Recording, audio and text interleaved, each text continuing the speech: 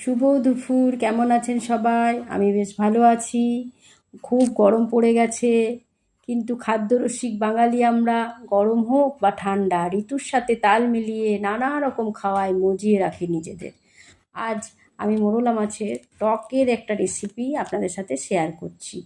সবাই জানে বানাতে, কিন্তু আমি কিভাবে খুব সাধারণ পদ্ধতিতে বানিয়েছি সেটাই আপনাদের সঙ্গে শেয়ার করছি। মোরলা মাছটা খুব ভালোভাবে ধুয়ে নুন আর হলুদ মাখিয়ে কিছুক্ষণ রেখে দিয়েছিলাম, তারপর ভালোভাবে ভেজে নিলাম। আবার কড়াই গরম করে 5 ফোড়ন আর শুকনো লঙ্কা দিলাম। কিছুটা তেঁতুল খুব পরিষ্কারভাবে ধুয়ে গরম জল দিয়ে আমি খানিকক্ষণ ভিজিয়ে রেখেছি। তারপর কড়াইয়ের মধ্যে তেঁতুলের কাঠটা ঢেলে দিলাম, আর স্বাদ মতো লবণ আর একটুখানি হলুদ দিলাম, আর গুড় দিলাম। মিষ্টি মিষ্টি হবে একটুখানি, সেই জন্য একটু গুড় দিলাম। তারপর খুব ভালোভাবে ঢাকা চাপা দিয়ে মিনিট 5 ফুটতে দেব।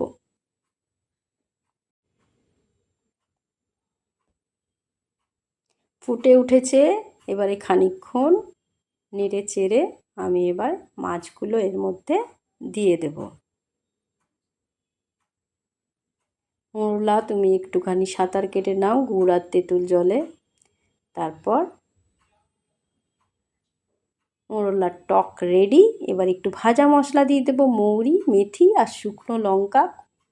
গরম খোলায় খুব ভালোভাবে ভেজে গুঁড়ো করে রেখেছিলাম, সেই মশলাটা দিয়ে দিলাম। ব্যাস, আমার মোরলা মাছের রেসিপি রেডি। দুর্দান্ত হয়, একবার ট্রাই করতে পারো। Thank you.